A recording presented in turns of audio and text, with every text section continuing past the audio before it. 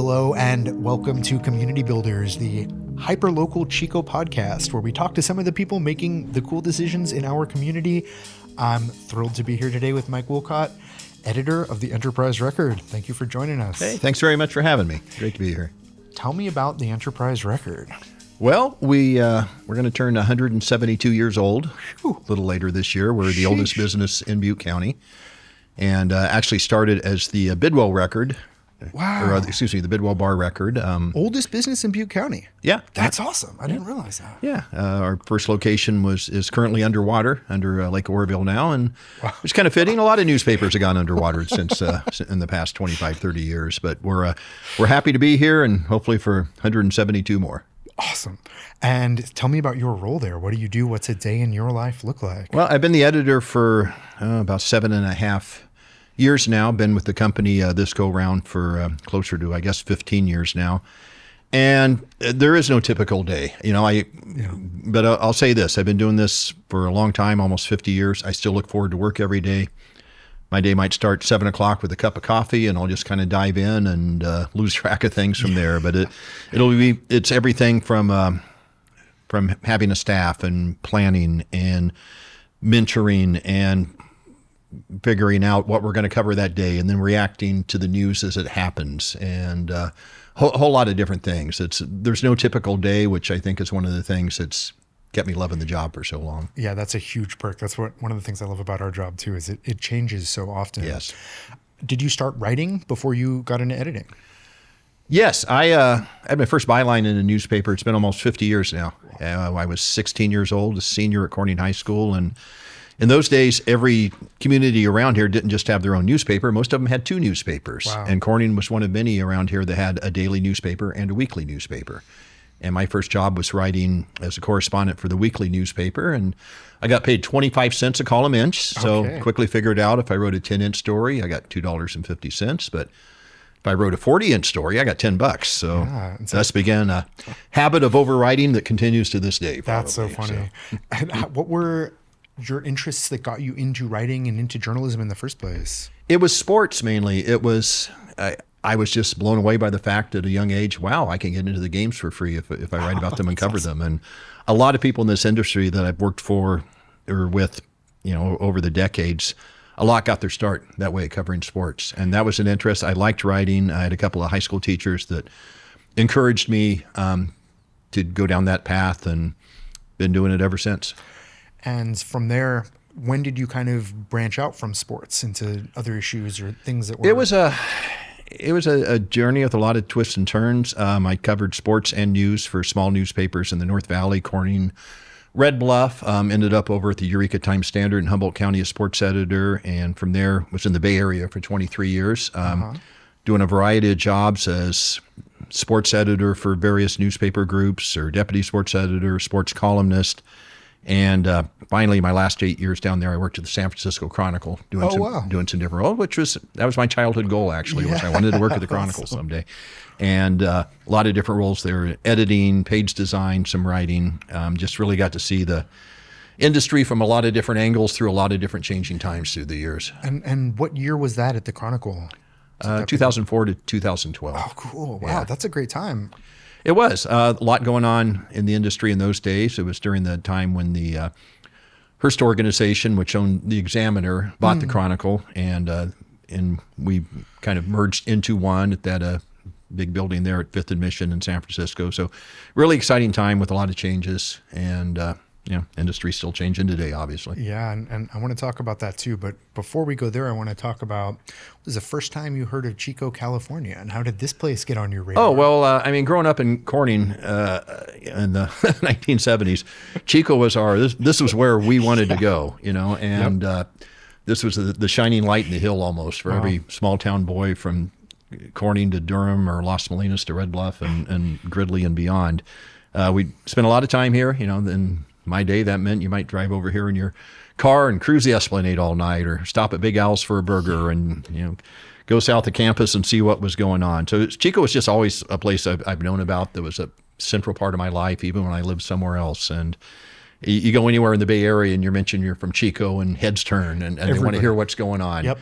And you hear stories of, I know you do, so many people that came here to go to school and just never left. Yep, absolutely. And so when the opportunity came up about 15 years ago to move back here and then ultimately go to work there, it was just, wow, this is it. And this is where I'll stay the rest of my life. And what did getting involved at the Enterprise Record look like? Was that like a walking in with the resume kind of thing? Or it was, I mentioned, years ago how every town had its own newspaper, and that meant every town had its own sports writer. And I was the Corning sports writer, and Orland had one, and Willows had one, and every town around here had one.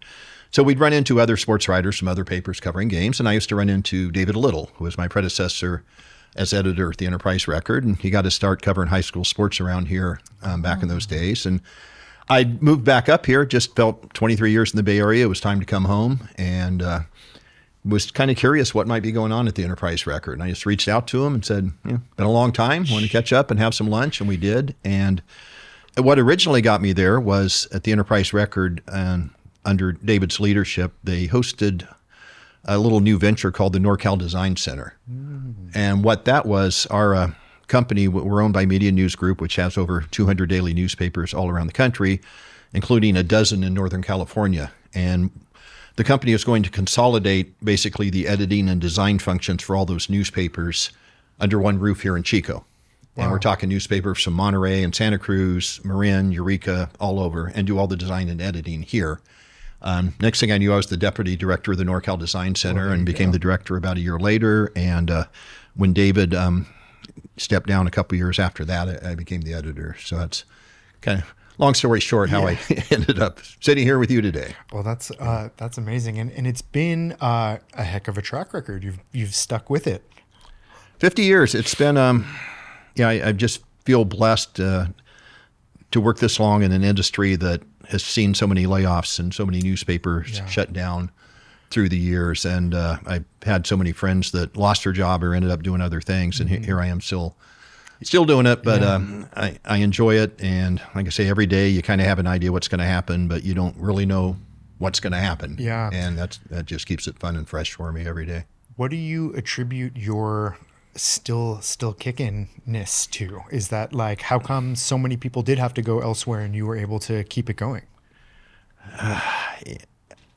I think attitude goes a long way in this business compared with any other one. And I was in the Bay Area when the newspaper layoffs got really bad, and I was in a management role a lot of those years. And one thing I figured out early on was the first people that got laid off were the people that had the attitudes. Yeah. And if the problem children tended to not keep their job. It wasn't just how much you made or how long you'd been there or how good or bad you were at your job. The first people that went were always the people that were bringing everybody else down. That's right. The people that got a little more fun to work at in some of those places after that. In an odd way, a sad way, but I think that's a lot of it. Is you just gotta. You got to get the job done. You got to figure out how to do it. And there's always going to be obstacles. And any place I've worked has had their share of obstacles, as in any job. And just enjoy what you do. I tell new hires every day or all the time, you got to love this job to do it, because you're going to be miserable if you don't. And I've worked with a lot of miserable people the past 50 years. I really have. Many of whom are still my best friends. But it's not if you do your job perfectly, there are going to be days or even weeks where you hear nothing but complaints, and the pay's not great and the hours are worse. But there's a lot of enjoyment in it, and it's a good source of pride, and you can make a difference in your community too. Yeah, and people have to want to work with you, so you can't be too miserable. Absolutely not. Why do you love your job? Why do you love what you do, even though sometimes you get 2 weeks of nothing but complaints? I like the unpredictability, and again, I feel blessed this way that I hear a lot more good things than bad. Yeah. I do. If I want to hear something bad about the newspaper, all I got to do is look on certain Facebook pages, and it'll be there from the same people saying the same thing day after day. And if I want to hear from the other side of the aisle, I know where to look and find that kind of stuff too. But what you don't see on Facebook is what I get directly. Yeah. Or what I kind of call the third, maybe silent majority or maybe silent minority group that I hear from that says, we appreciate the fact that you guys aren't far left or you aren't far right. And you obviously make an effort to be fair and tell it right and, get it right and be fair. Yeah. And hearing one of those, which I hear a lot, in I think, our purple little town, as I like to call it in Chico. I hear one of those, that makes up for 50 of the complaints. It really does.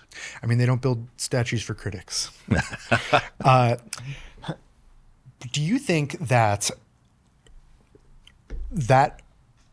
emphasis on neutrality and balance, is that something that has become a disadvantage, or is that something that is, and why hold that up as like a standard? That's a great question. And one thing I often get asked, well, what's really changed through the years, or what didn't you see coming? Yeah. And the thing I didn't see coming, from the first time I took a journalism class to today, was the day was going to come when a certain percentage of your readers were only going to look to one source because they told them the news the way they wanted to hear it. And on the other side of the aisle, same thing. People have, if you don't want to hear anything you disagree with in the news, you can find somebody that'll tell it to you that way. Yeah. And so that's a challenge for our staff, because if we're not, totally one-sided in a story one way or the other, that means we're totally biased the other way. Right. And it's the best example I can think of was I once had a frequent critic of ours, but someone I consider a friend, nonetheless, and was very unhappy with a story one of our reporters wrote on a homeless situation a few years ago. So it was just so one-sided, in favor of the homeless people or something, if I recall. And so I did the math in the story. I actually broke it apart sentence by sentence, word by word. And I said, there were 440 words from this side of the aisle and 436 stating yours. Wow. If it makes you feel better, I'll write 4 more words in there, and then it's 50-50. But that's the degree of, and I take it seriously, because, my only rule for people is get it right and be fair. And if you get both sides hollering at you, someday, sadly, that means you did it right. And so I love that, first of all. I think that's such an important way to run, something like it that is so close to the messaging and the spine of this community's ability to talk to itself. Right. And I wonder, like, being faced with the monetization challenges, right? Because that's like kind of a little bit of the opposite of like the perpetual shareholder value thing. It's like, no, we need to upset people. We need to push people out of their comfort zone. They actually have to kind of feel a little bit challenged by what we're doing. And that may force people to kind of live in a place where they don't just get to hear what they want to hear all the time. Tell me about the importance of staying true to those things, even in a world where there may be tempting, financial incentives to instead just do what everyone else is doing. Well, it's changed so much for newspapers in that there was a time, we in our own way, we were the biggest show in town. And if we say endorsed a Republican over a Democrat and made some Democrats mad, that might be some short-term losses for us, but in time, most of those people would come back. Yeah.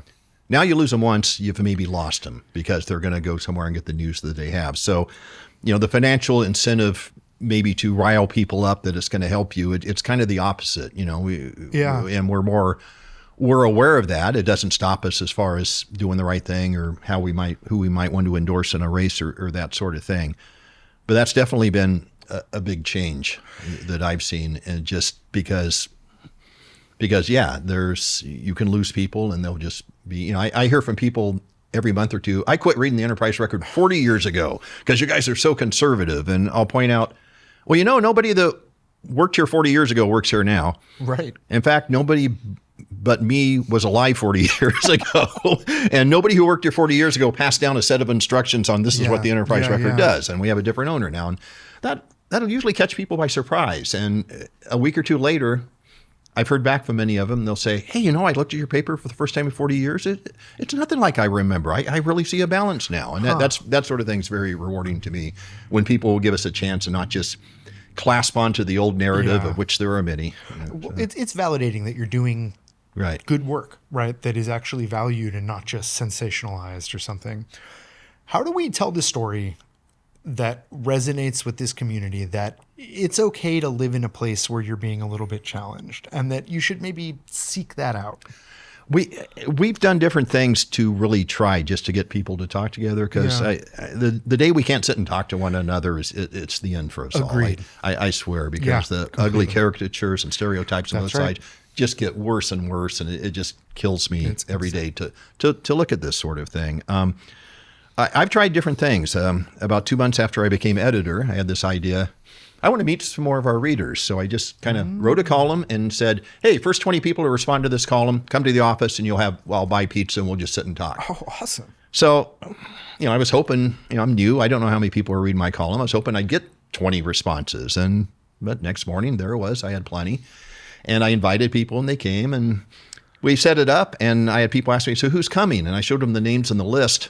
It's like, oh my God, you're going to have all those people in the same room with each other? Like, yeah, well, how bad could it be? And well, I was come to find out in a couple of cases, yeah, that could have gone pretty bad, but it actually went really well. Good. I had people who were bickering at each other all the time, sitting side by side, talking to one another. Oh, that's so heartening. And it really was. And it was many of the people, a couple of which have sadly since passed on, but a lot of our regular letter to the editor writers were there.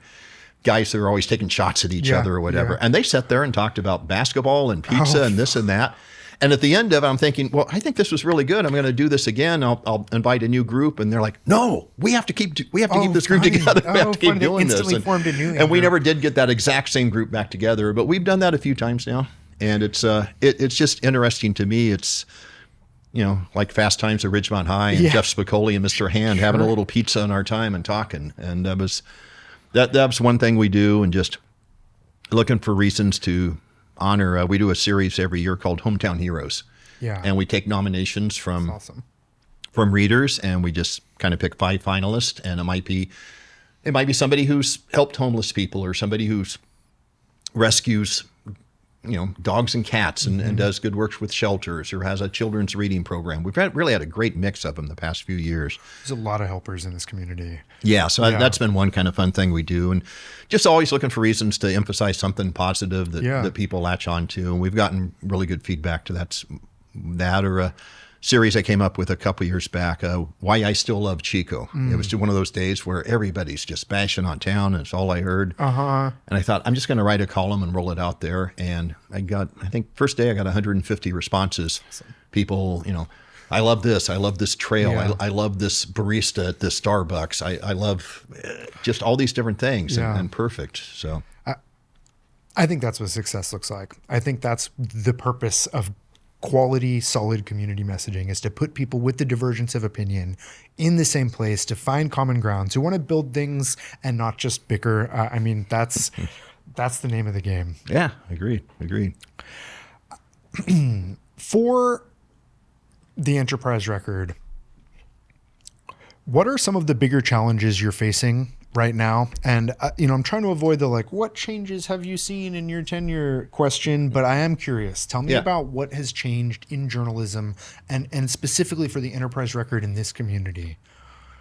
Well, it's similar to a lot of what's gone on in journalism, and the challenge we face in the newspaper industry is just advertising revenue, gone down so much since the internet came along. Yeah. And you're probably too young. I'm guessing most people in this room right now probably never placed a classified ad in a newspaper or have even seen one. But papers like the Enterprise Record used to run 6, 8, 10 pages of classified ads a day. Wow. Big source of revenue. Yeah. Craigslist came along and classifieds disappeared. Wow. And, as the revenue shrank, the size of staffing shrank. And but like any good business, we adjust. The people running the business end of our operation, our company, are really sharp. Online advertising revenue is way up for us. Yeah. And locally, we're blessed. Our print subscribers are loyal, and awesome. Thank you all who stick with us that way. But it's you're still printing. Yes. And you can subscribe today if you want it. Yes, and it's and that's another change. And it's I'll jump into this on a Facebook post from time to time. Somebody will say, "Oh, well, there's a paywall. I refuse to pay to read the news." And I'm like, it's, well, you used to pay to buy a paper out of the rack, right? Yeah, absolutely. And right now, it's like $1 for 6 months, and you get total access. And $1 for 6 months with total access. I'm just telling the audience to make sure they're. Thank you. Really Thank you for that. And it's, or people will. Well, here, I'm a subscriber, and they'll, copy and paste the story and put it in there. And I might chide them. I say, you just put a quarter in the rack and stole 30 copies for your friends. That's what you're doing there. Exactly. But there's just so much. The value of it to me is there's so many stories we get to that wouldn't be told if there wasn't a daily newspaper in town. You would be having largely the left telling their version, the right telling their version. Good luck for the rest of us figuring it out. And I want to talk about that a little. What is lost when we tell it that way? Right? What is lost when we get out of the space of hearing the full story and only hearing the talking points that we want to hear that make us the most comfortable? Yeah, I mean, it's just like we stop talking to each other. Only it just gets worse. And I catch it. I feel lucky in that I've got a lot of people I consider friends on. I hate to say both sides because there's more than two sides. Right, often, absolutely, more often than not, right? But just it's the same thing. We're just losing the ability to talk to each other and have discussion and come to better understandings. Yeah. And homelessness is the most controversial issue we've had around town for the past several years, and it's stunned to me how often people I'll talk to on this side or that side, 90% of what they say, they're in agreement on. Totally identical. Yeah. That's what I have found. Yeah. Yeah. And when you tell them, oh, well, I just talked to so-and-so and they said this, and they don't believe me. It's like, well, okay, but you can go on Facebook and call each other a Nazi, I guess, and see how that works. That usually doesn't add anything, but it's just important to try to have, a reasonable discourse, be it letters to the editor or guest commentaries we run. And, we've had series where we'll have pro versus con. We'll have, two sides discussing an issue. Yeah. And, my only rule is write the same length and don't call each other names. There you go. Just stick to the facts. And we get a lot of good feedback from readers who are just tired of seeing the the hate and vitriol while they do it. Letters to the editor section is very beloved. Can you tell me a little bit about that aspect? That's of the first thing I tackle about halfway through my second cup of coffee every day. I've learned it's not wise to do it before then. But I get a lot of questions about that, and we've got a handful of people that write a lot of letters over and over. And I had a conversation with somebody just last week. Why don't you run more letters from different people? And the answer is always the same. Well, for that to happen, more other people need to write letters more often because we run pretty much every one we get as long as they're written to length and there aren't a bunch of wild, unsubstantiated claims that we can't easily source or know about anywhere. And, just try to keep it civil. But otherwise, write a letter and it'll probably run. Yeah. But they're widely read, and it's been fun for me through the years to kind of get to know a lot of letter writers. Yeah. And to the point where some of them I'll say, come on, I'm not going to run that. You're kidding me, right? You can't call this person that name or that sort of thing. Right. But it's a backbone of any good newspaper. And in Chico, we get one of my roles is coordinating editor for the 12 NorCal newspapers under the Media News Group. Oh wow! We get more letters to the editor here than the others or most newspapers our size. And it's something we take a lot of pride in. It just shows how engaged a lot of our loyal readers are. Yeah, it's very entertaining. There are like running plot lines. There's stories that go. There's people, rebuttaling back each and other. Forth. Yeah, and I could almost write the rebuttal letter sometimes. Like, oh, this person wrote this. I'm going to hear from this, and they're going to say this, and then right. Oh, that's fun. What is the importance of journalism in a community like Chico, and what's at stake here, right? What do we lose without a good infrastructure of community messaging and being able to report on the things that happen in this community? Why should everyone want a robust news outlet in Chico? Well, historically, and from the time the Enterprise Record begins, the Butte Record, one role of a newspaper is to be a watchdog for the community. And one that doesn't necessarily have a vested interest in whether it benefits, these people or that people or that sort of thing. And without us in Chico, there's just so many examples. Without us, who covers the city council meeting? Well, we go to everyone. See TV there once in a while, and maybe the Orion or some of the local other online news outlets we have in town, which are really good. Who does that? Who covers high school sports? Who puts on a sports banquet every year for 51 years now, honoring athletes from 12 area high schools and 2 colleges and kind of running the local sports hall of fame. There's just so much community grounded things that I wonder what would happen if there wasn't an enterprise record.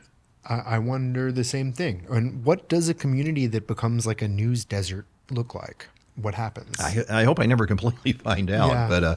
but I know they're out there now. And, I've been doing this a long time, and I plan on, Lord willing, never having to look for another job or do anything else until I'm ready to finally step aside someday. But you just have, again, I go back to the challenge we face, which I also see as an opportunity in that, if people don't like how we report something, well, you can find somebody that'll report it to you just the way you want to hear it. Yep. But you're missing out a lot. And I think just your normal, to succeed in this business, you just got to have a natural curiosity about things. And I'm almost to the point where if I hear the same narrative about something more than 2 or 3 times, I begin to question it. Exactly. And thinking, okay, you're repeating it because you heard it here, here, and here. And there's almost always another side to it. Right. And the harder people dig in on their respective narratives, it's like the farther apart they get. Even though, as we said, when you talk to them individually, In person, they mostly agree. mostly, Yeah. I think you uncovered something really interesting with that word curiosity. You have to have you have to have a curiosity. I think that there's something very related to what we're talking about right here, right? Where the being comfortable with hearing things you might not want to hear, you have to be curious enough to really want the reality, the truth of it. You have to be curious enough that curiosity outweighs your discomfort of like, oh, that's not what I feel about this subject. got to be willing to change your mind and learn new things, right? How do we foster more curiosity in this community? That's a good question. I mean, in my role as editor, it's just getting different opinions out there. Yeah, I agree with that. Totally. I think that's a lot of it, and just in a way that people respect. And again, it's one of the few rules I have on letters to the editor is you don't get to call anybody Hitler unless you're writing about the actual Hitler. Right. Okay, because I've never heard it used as much as I do now, but I've been hearing it for 40 plus years. Yeah, it doesn't add. It adds nothing.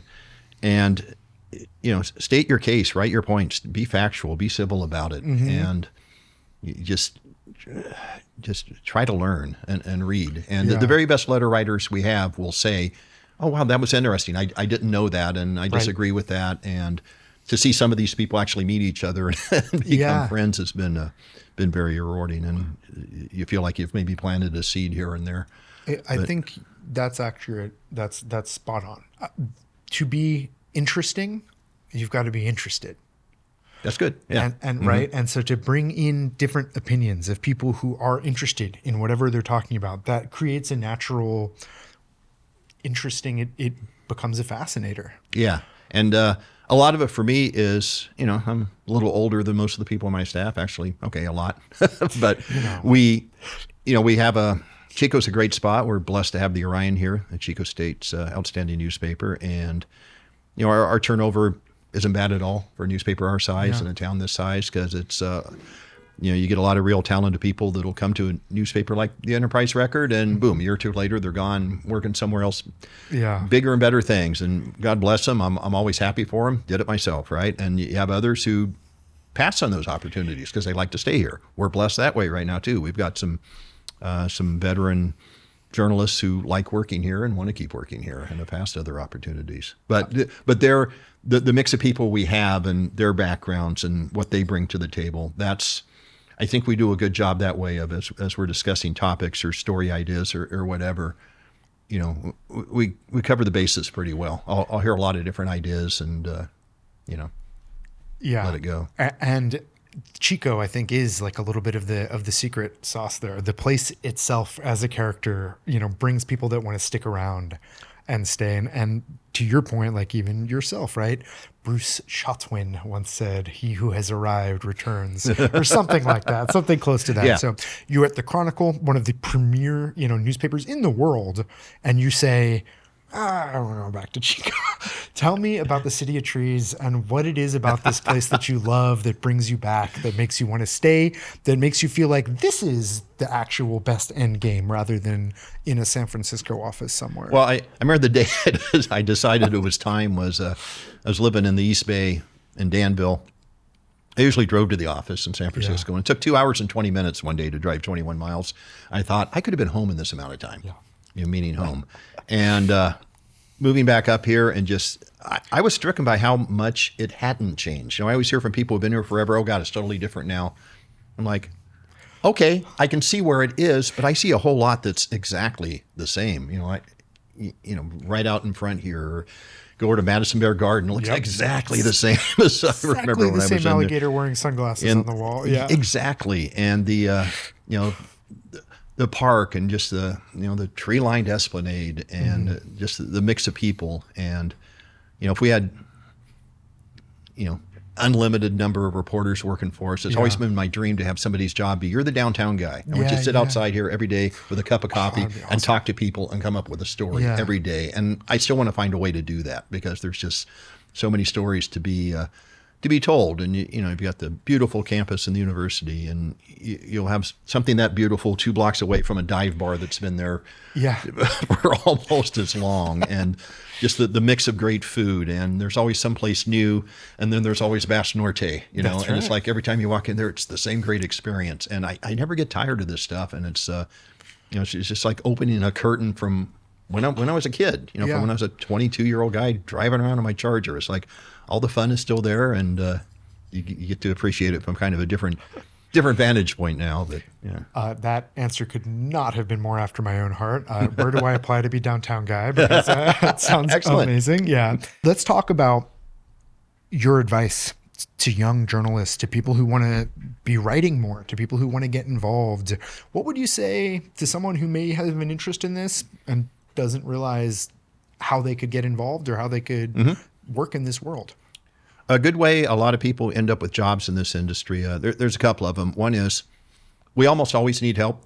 Doesn't mean we can always pay for help. Yeah. But if somebody is really serious about, having a job in journalism, reach out. Maybe we can pay you as a freelancer. Maybe our freelance budget can't handle another person at the moment, but that doesn't mean you can't find some things to do with us. And that's how you become known, and that's how you become known. The best way to do a job is to show somebody you can do it. That's right.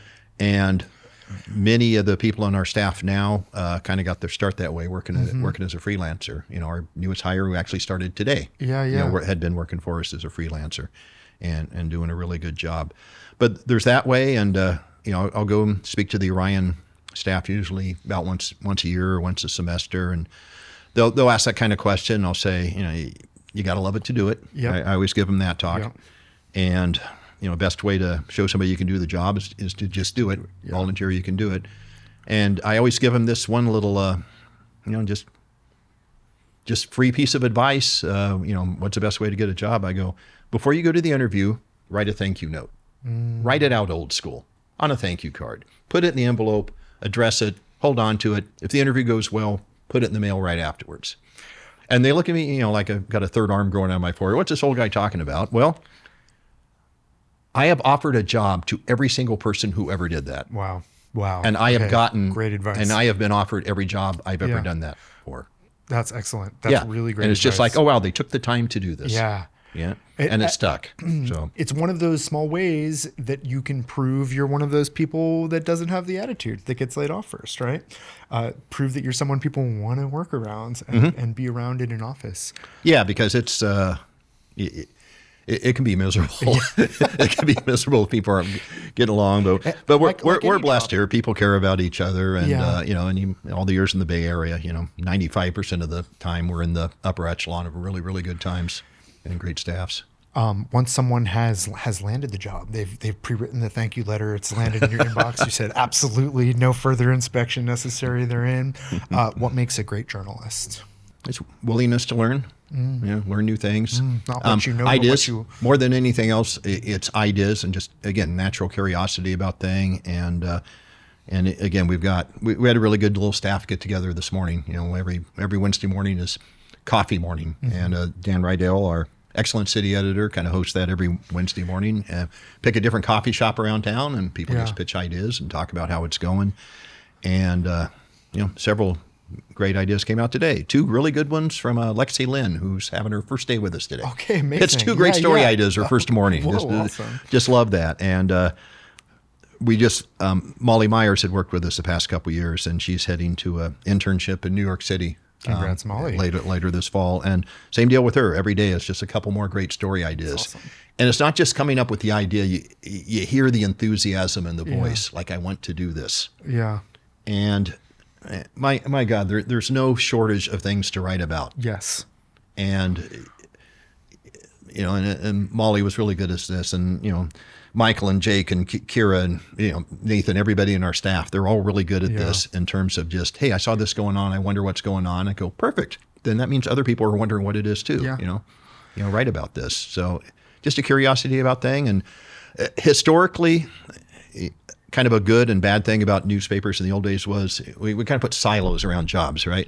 It's like, okay, you're the education reporter and you cover city council and you're the business writer. Mm-hmm. And then you'd hear these little, well, I'm not doing that. That's the business or this or that. Not my job. And it's like, no, my rule now is we have one beat, stories. Yeah. Everybody, we need story ideas from everybody and work together on it. And, our sports guy mainly does sports, but he's jumped in and done some great other things as needed too.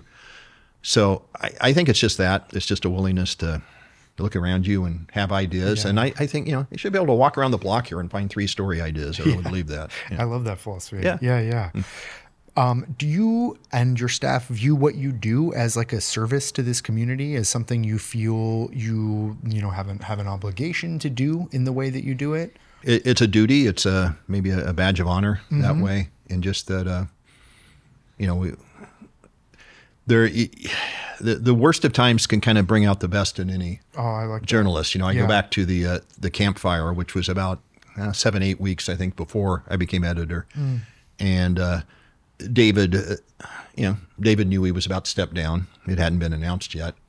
And here comes the biggest story of his lifetime or any of our lifetimes right here in our backyard. Wow. And I remember him telling me, because we literally had people, not just our staff in our building over there around the clock, but journalists from all over the country, all over the world were kind of staying there, sleeping on cots and on the floor, and in some cases they were covering it.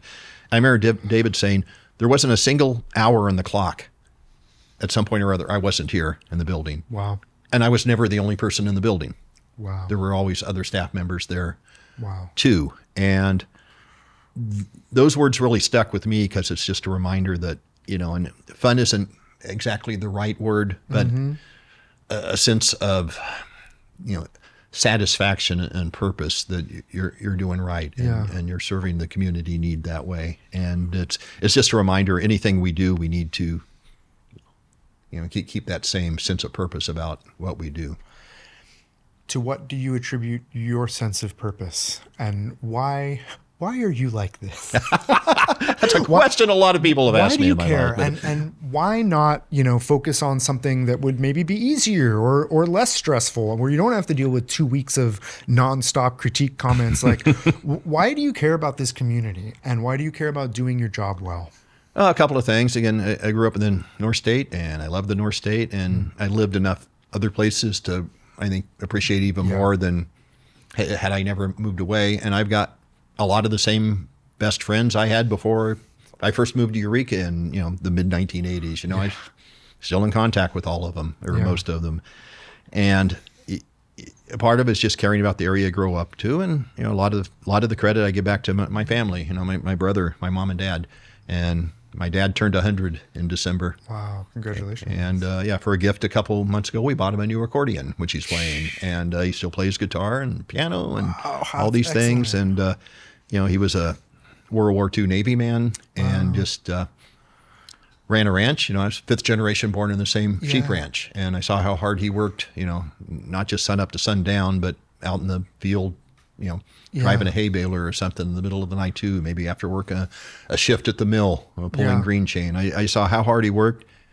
Never heard him complain one time. Wow. And just, I grew up wanting to be as funny as him and to be as good of a man as him. And, if I give anybody credit for stick-to-itiveness or whatever you want to call it, it's him. Yeah. And Corning. And Corning. Right here. Wow. And I feel the same. I feel like from my parents, I've spent my life trying to be as funny and as hardworking. And it's like when you have those goals, you know, it can keep you moving. As we wind down, what is something you want this community to know about the Enterprise Record? Well, number one, that we're still here and we're still doing well. Yeah. And a lot of communities don't have their newspaper anymore. And as much as you might gripe about them when they're here because you don't like this or that, or there was one cartoon that you didn't like, so you canceled them, or one editorial you didn't like, so you're never reading them again. I mean, that's just silly to me. But we do hear that. But appreciate it while it's here, because I think back through the years of some of the major stories that only happen because a small town newspaper reporter asked questions. You know, be it things, you know, some unfortunate things with the police department or that have happened at Chico State, you know, some big stories. In some cases, we partnered with other news organizations to work on, but they started because reporters at a local newspaper asked questions and cared. And once that's gone, who's going to do that? You know, people with an axe to grind. You know, our only axe to grind is, you know, put out a good newspaper, get it right, be fair, look out for our community. And, you know, we're going to annoy everybody along the way if we do our job.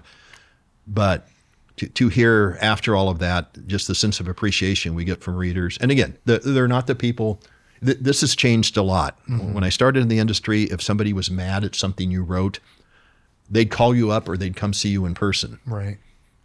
Now, if that happens, it's because they sought you out to compliment you. If people want to complain, they go on Facebook anonymously, where other people who never read the story in the first place, oh yeah, Enterprise Record, I quit reading them 40 years ago, you know, and that's the stuff that's frustrating to deal with. But, but you got to remind yourself, these aren't our people anyway. That's right. You know?